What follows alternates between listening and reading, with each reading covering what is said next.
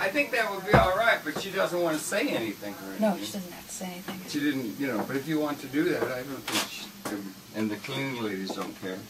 I'm just running a minute of black now. So you put down a minute of black, and you've got Do you it. have to be silent for the minute of black or not? They want you to be, Okay. but it's not essential, I don't think. Boy, I'm tired. But it was a good party. Yeah. Is it recording now? No, just the minute of black. Oh. So how do we know when to start? So we got 5 minutes before you start. Yeah. Boy, you sure put it together, and you brought everything up in your bicycle, for crying out loud. I mean, that's really NBC and a bike, on a bike. And so you're all set now with your streaming. John's put whatever he had to do so that you can stream. It looks, but it's soft though. That's the only thing. Soft. It's Paula Gloria, and this show is called Farther Down the Rabbit Hole. And I'm coming to you from Harold Channer's little studio off the side of his Christmas party. And you can see I just started off with the cleaning up. How many people do you figure were at your party? I don't know, some hundreds. There were some hundreds here, and it was very good. A lot of people thought they had. There were some hundreds, yeah, and it was good. And it went to about 5:30 in the morning, a little early compared to the other year before. Yeah, the year before it had gone to 10 in the morning, but it was it was good. Everybody had a good time, and the best thing of all, it seems to me, was that you were able to get it together along with John Kowalski to do the streaming. So it was streamed. We put up a little sign, the last notice we sent out about the party on Friday the 15th, that it may be streamed. Here comes a call. I think it's a Rabbit Hole Central call. Hello? Yeah, we're streaming right now. So, better call back later, okay? In 40 minutes or so? I wonder if you want to call here, anybody. Well, it's all right. We are. It's just she's doing it, and then 695-635. So better call back later, okay? Do we have a big pen here? Okay. We could tell people to call if they want. If you want to be on topic here, we're at 212. Oh, look at a nice big pen. Mm-hmm. If it's worked, sometimes those things don't work. We'll see. Anyway, I know some years you've had people stay as late as 10 o'clock. Yeah. But it was good, and everybody had a good time, brought in the new year. What are you doing? Wanting to put up the number? What number do they call? Is your number working again? Yeah, it's working. It was working. I thought you had Okay, ladies and gentlemen, if you want to call in, we're at 212, which is the area code for New York, 695-6351. If you have any comments or anything you'd like to share.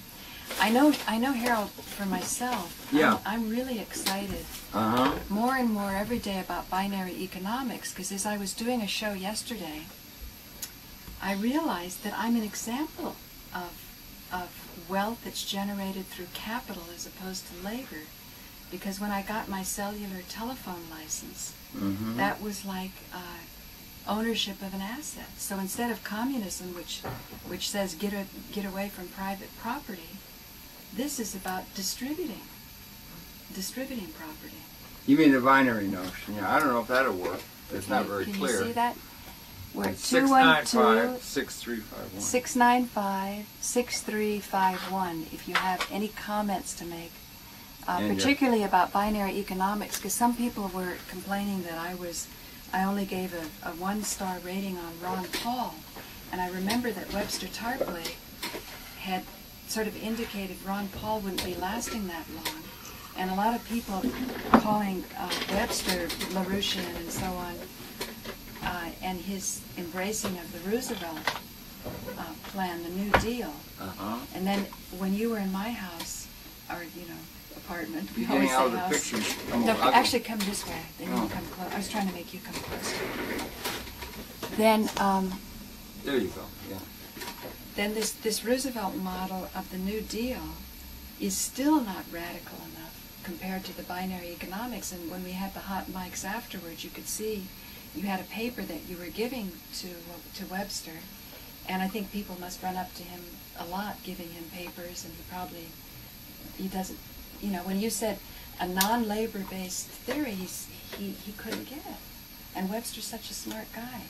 And I didn't understand at that time either And then when I came over and helped you, switching with Robert Ashford, finally the penny dropped. You know? Well, yeah, okay. It's a big theory.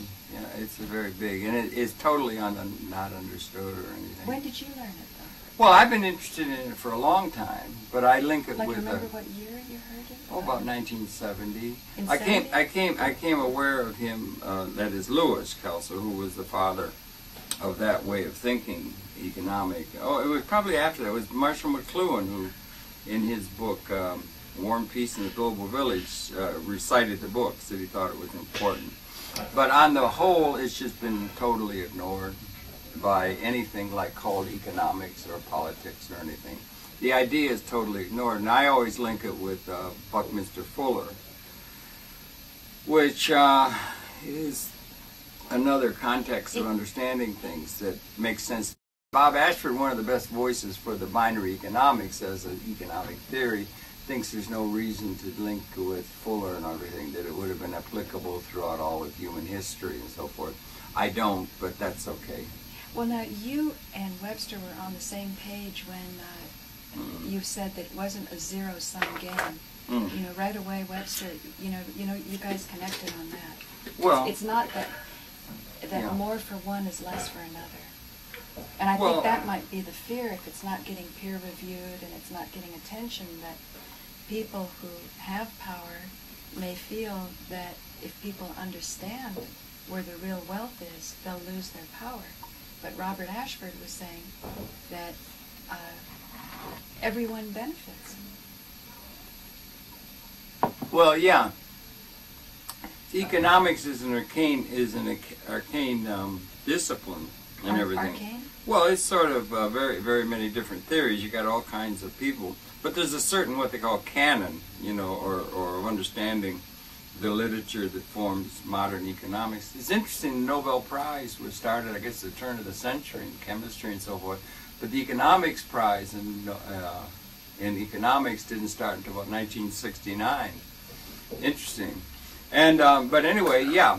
They have that, and it stands aside from the theory that Lewis was trying to get across, stands aside from all accepted economic theory from the far left to the far right and all mixed things in between. It stands aside from the basic premise of all theory of economic, and then economics, it seems to me, informs the whole political, social, organizational paradigm of how we're going to organize the society. And it's so important, isn't it? Well, if 69 they gave it, because I was telling you with Gloria Messer, I was making some observations about Israel, and then when I used my Marshall Rosenberg giraffe ears to listen more deeply to her reactions, I felt a lot of it had to do with her own feeling of insecurity about, the rising costs, and then as people are getting elderly, the inability to feel secure about their living situation, in which case economics is central. Well, it is, but so what's different? And I tie it into Fuller, and I just finished this program that aired today. This is the 17th of December, 2007. I had a program we recorded last week with Dorian Sagan, and we've had good talks with him. He's really good. He's got really good science, and his mother's fantastic. She's a biologist, that does cotton on to Gaia and James Lovelock and all that. But he did not agree, and Dorian has written with, I forget his first name, Schneider, a book on thermodynamics, and he does not cotton on to the idea of Fuller, because Fuller was a comprehensivist, and he took the measure of everything comprehensively and had big patterns and everything. And Holocene wasn't similar to Buckminster Fuller's comprehensive view? Well, thing is, it's truncated conversations and everything. I have to talk with Dorian more. Sorry I couldn't get down to the party from Brown University, but anyway, it's there, and you don't know where to begin. But Fuller used to cast about in large patterns. You go to physics and all of that, string theory and multiple universes and all the things, and then the beginning of life, and then the evolution of consciousness, to where we've got telescopes that are going to take the measure of a shock wave within 1 second of the Big Bang 13.7 billion years ago. by about 2011. The financing's all in place with the thing in CERN. So we're really able to take the measure of things, this consciousness called human consciousness. But it's always that last second. Well, that's within, no, and but there's a lot of money being made in between.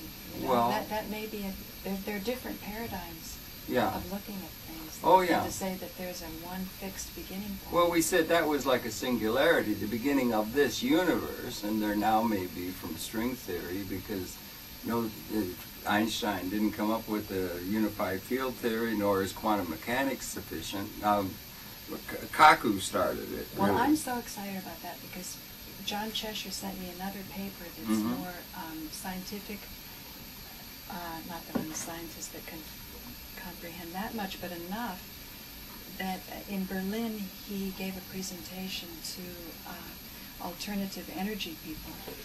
Go ahead. Just want to make sure your voice is gentle. Anyway, I'm talking about Harold Aston, who is a PhD in physics from Cambridge. He's an older man now, and he had a long career in the patent office, so he's also a practical man that can take designs and put them into devices.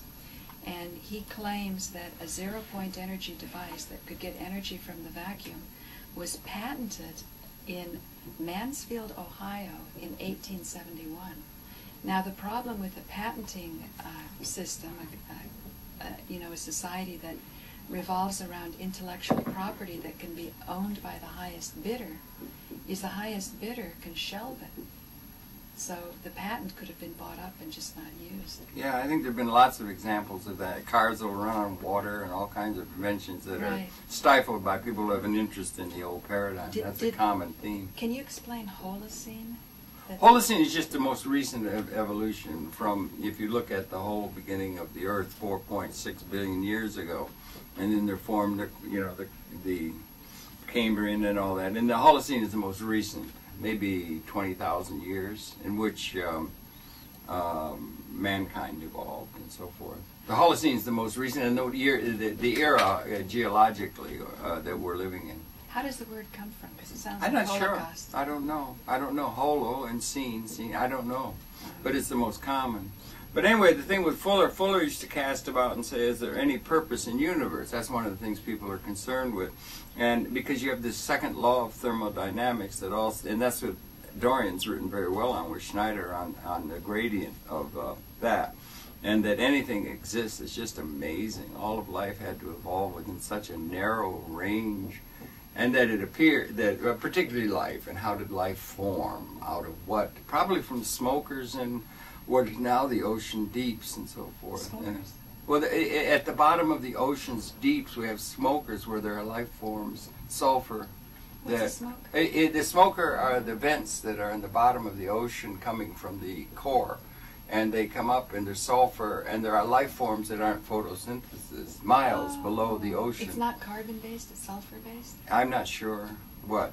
Wow. But anyway, see, that's the trouble. It gets all involved. But Fuller used to cast about, say, so we get the universe to 13.7 billion years ago, and then you get the Earth 4.6 billion years ago, and then your life evolving, and then we're all, everything is totally interrelated, one big system, bacteria and so forth, and we're just got 100 trillion cells in a human organism. They all work as a system, and then there's Gaia, the idea to see Earth sort of as an organism in a sense, and then you get to the evolution of consciousness moving through time, and the second law of thermodynamics is all systems move toward chaos. Closed systems move toward chaos to the limits of the system. That is, they dissipate energy, and that's the second law of thermodynamics. But if you cool it down, it goes to orderliness. Well, it's all great. That's the third law. Well, is it? Okay, that's something I don't know. The only reason I know is because when I was in my particular meditation cult of choice with Maharishi Mahesh Yogi, we always had these lectures about physics, and it was saying that if you bring the mind to a quieter level, you increase the orderliness. Perhaps. Although entropy, everything tends towards decay. Toward disarray or toward disunity. But he takes But anyway, Mr. Fuller, talking about Fuller and Kelso and that, Fuller used to cast about and he said, is there any purpose to life? Let's say a biological process. We're all part of a biological process. And is there any purpose to it? And we get to the point where we can take the measure of the Big Bang with that extended technology of telescopes within 1 second. By 2011, we're really able to take the measure of things in a way that, say, a dinosaur was not able to do. I mean, there was an evolutionary process of consciousness emerging, if you put some credence to that. And he said, we cast about, and he said, the whole biological evolutionary process, and then there's the question of how species evolve, how things change, and that kind of stuff. It's all really interesting. In his book, Dazzle Gradually, and also the book Note from the Holocene by Sagan, Dorian is really good, and Lynn Margulis is really good, because there's a lot of popular speculation. How does it help the common person? Because I think Buckminster Fuller had something to say about the common person. I was thinking about this yesterday when I was doing a show in Gramercy Park about a homeless man who came into the shop Saturday night and bought a hat for $50. I didn't know he was homeless until afterwards. And then I started thinking, well, maybe if this is all a question of design, that there's enough abundance and even the worst pollution can be brought down to all the elements in the periodic table, and then we just have to find that order in there. Maybe we're in this uncomfortable transition where people are being cast out of their homes because maybe we're not living in the most efficient way. Cast out of their, you mean like the Victor Taplin now is working in the housing courts. Yeah. We have a lot of homeless a lot of people in foreclosures. Manhattan. Yeah. And they're living on the streets. And I told my homeless client, I said, well, you don't smell. You know, we got to know each other enough. And he said, because he's joined a gym.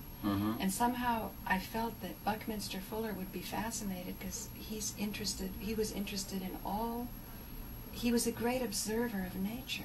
Yeah, he was. He took it all into account and saw things, yeah. Where some of those things, like the measure of the universe in 1 second before the Big Bang, sometimes I feel it gets so abstract, and they get away from Well, it's not abstract. needs. It's really a solar array that they're doing with CERN. I felt Buckminster Fuller could have housed people, and I'm just not too secure that Well, he would have. People, he would have, and he also wrote well. He was thinking about them. Yes, yeah, of course. You're thinking of them, and also, but you're thinking on the big pattern because we're getting that technology that makes it possible to take the measure of things in such a way.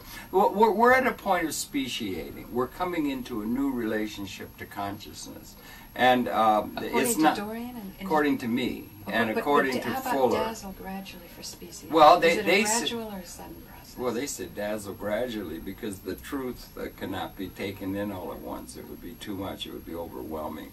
Same argument might be applied to Alan talking about space people coming and stuff, you know, UFOs and that. They have to be introduced slowly to it, and that we're changing, and we're coming to the end of a 200,000-year cycle, which began with Homo sapien appearing in the evolution of consciousness out of the hominoid line, and we're coming to the end of that. Well, and we're at a point where that technology can take the measure of the universe 13.7 billion years ago has been led by military extension of consciousness, and all technology is an extension of consciousness. So it's an extension of the evolutionary process, and it's now to the point where apparently it seems to be worth taking account of every once in a while, that technology and weapon systems, that if they were to be unleashed, as they have been with great alarming regularity throughout the human experience, now would mean almost certainly, I mean, it's something that could be put up on a wall to be modeled and everything, can't be tested. It would be the end of every single Homo sapien on the planet. There would not be a single survivor. According to Nico Huck, we're a lot closer to that. And even the war with Iran is a distraction. Well, because those the weapons are all in place for a clash of civilizations. Well, the clash of with China and Russia. Yeah, well, we've had clashes of civilizations in the past. We have clash of communism and that, and they fight, and then the guys, the strong rule, they conquer, and then they steal the grain, and they do all of that out of history. They do all of that. So what did Bucky think? Well, Bucky just shift that, and all of a sudden there's. Well, Bucky used to say that he was in a different category, but it's not the binary. I tried to get them both on the same program, and Bucky Fuller said off camera, he said he didn't think their egos would interaccommodate. That is Kelso. and Fuller. Oh, And really? Kelso Good has for been you, almost Harold. totally... You almost got Kelso and Buckminster Fuller together? Well, I would like to have, but we weren't able to do it. But, I mean, because the one is to deal with practicality, the other has to do with philosophy and all that. But, yeah, but he used to cast about and said So Bucky declined, but Kelso was up for it? it's not that simple. It's so I know, long ago. I don't remember the same details. It thing may have with- been airplanes don't meet or something. No, you I know. did the same thing with a Hindu manifesting master Oh. and Mihal led with a Catholic priest. Everybody from each side said it was impossible. Yeah, well, that's But what... maybe because I'm a girl or something, and I both loved them and they loved me, and they pulled it off. And Good. I still haven't shown that because it's very precious. Uh-huh, That okay. interview. It's good to get that. Anyway, these are the two that inspire me, and Fuller more than Kelso even, but Kelso is practical in Right. terms of what we call economics, and he stands aside all of the canon of economics. You brought up economics, so it begins in the modern era with Adam Smith, Ricardo, Schumpeter, Van Hayek, Friedman, Karl Marx and the socialist thinking, Keynes, all economic theory that's informed the political process and the way in which the plan is to be operated has been formulated within a certain context, or can be seen to be formulated within a certain context that is based essentially on the labor theory of value. The only one that stands Which outside Webster of said that... is the only theory of value, and then, would you agree with Webster when he said all of those that you listed were apology for the rich? Long live the rich. Of course, it's always been the rich. And yet, I know you don't have a blame model. I don't know if it's from Buckminster Fuller or whatever. Well, the brain... And the institutions are going to, evolve away, just like cancer goes away, which it does sometimes.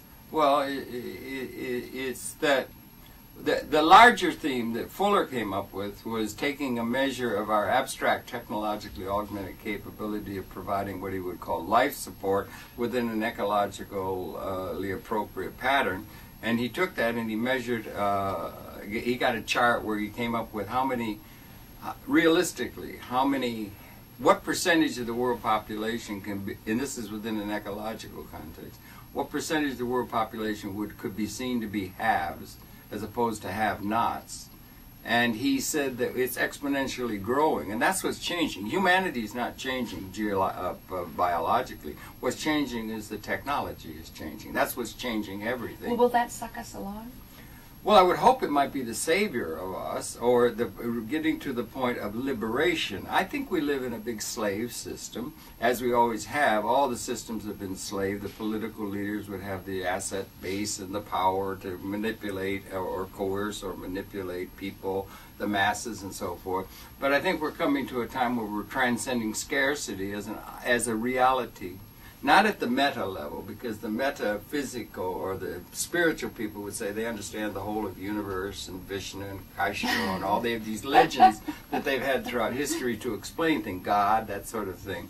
But that we're at a point where they have those things, but not at that level, but at a level to the everyday understanding of geopolitical or political economy and so forth. But maybe they knew something we didn't know. Like I was saying to John Cheshire, maybe the ancient Greeks understood by the 5 elements something different than what we think, that it wasn't just a primitive, way of looking at how the universe was put together with earth, air, fire, and water. Well, they would have had those things to contemplate in their philosophies, and there's a great deal of wisdom, the ancient wisdom schools and all that sort of thing. It's all to be, but it's all like, a favorite line of mine is James Joyce saying, history is a nightmare.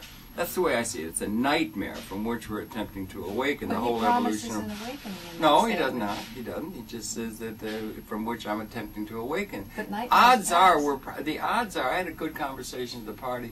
I would say it would seem the odds are that we're at a point where we can destroy the whole species. That's happened in our lifetime. Should be brought up every once in a while, and that and they've been doing unleashing with hatred and identities of their own for a long time. The odds are, I think, we're either going to eliminate this hominoid line with the extended capability, or with the technological system, liberate the whole system for everyone to realize their full potential as something other than a slave to the few who own all the assets that are creating wealth. It's a liberation.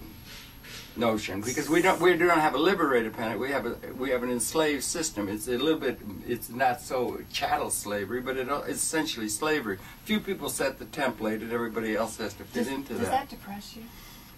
Well, it would depress me that the odds are, if you were Nick the Greek in Nevada and you were taking or up in the sky or something, probably the odds are that we're probably going to destroy ourselves. We're going to commit species lethal system of destruction rather than bring about liberation. That terrifies people, and they'd rather watch meaningless entertainment than think about that. Well, I would think a lot of people don't want to think about it. But that didn't exist. Let's say I was born in 35, and 45, the Second World War, we were trying to kill ourselves as best we could with our limited capability to destroy.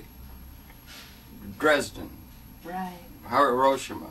We get the bomb. We only had 2 atomic bombs in 45 when we dropped them. That's been changed since about 1970.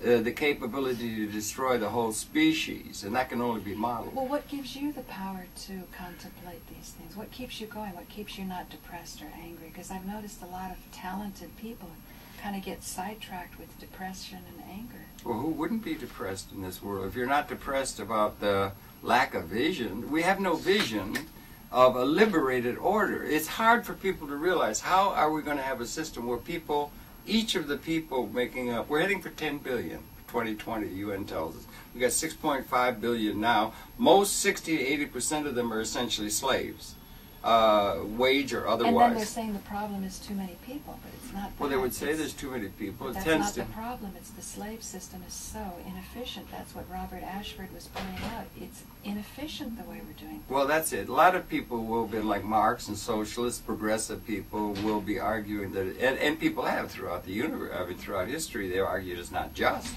It's not just to have people slave. We have chattel slavery, or women, or whatever. Right. The power gradients between people. But Robert Ashford wasn't even talking about justice. He was talking about efficiency. Well, he would talk. Bob would cotton to justice a lot. He's a Christian. He believes in justice, and that's very much a part of his thing. But when you have I am particularly of the mind that you're going to have a system that's not going to only be liberating of the masses of the people, who are clamoring for justice, or people arguing for those who are being oppressed to be liberated, to realize their full potential, that sort of thing.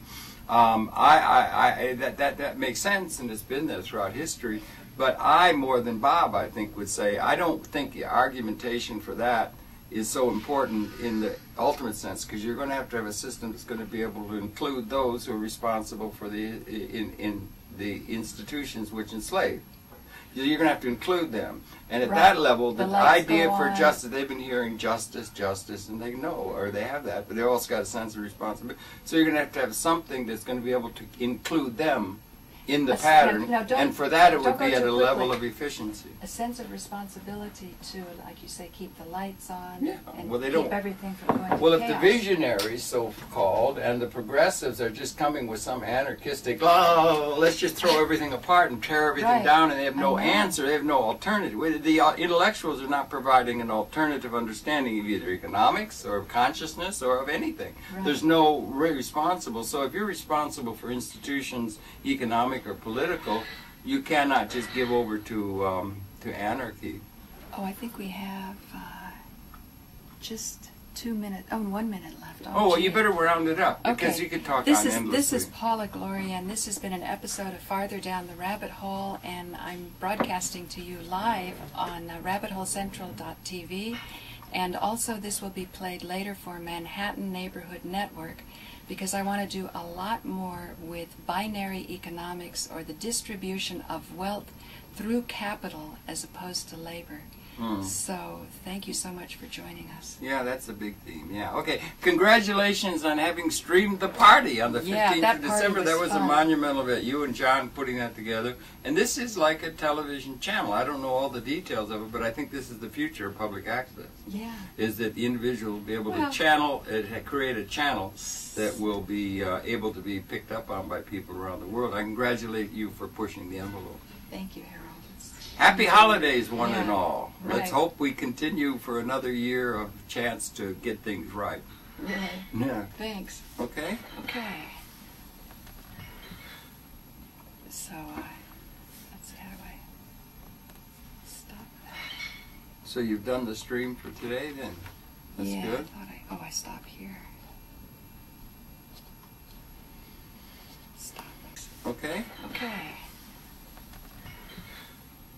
So, let's see, how do I stop that? So you've done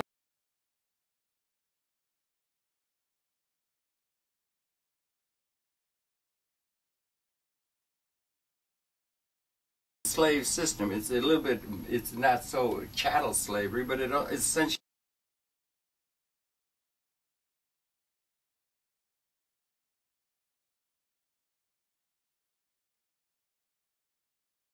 and well, they keep don't. everything from going to Well, if the chaos. visionaries, so-called, and the progressives are just coming with some anarchistic, oh, let's just throw everything apart and tear everything Right. down.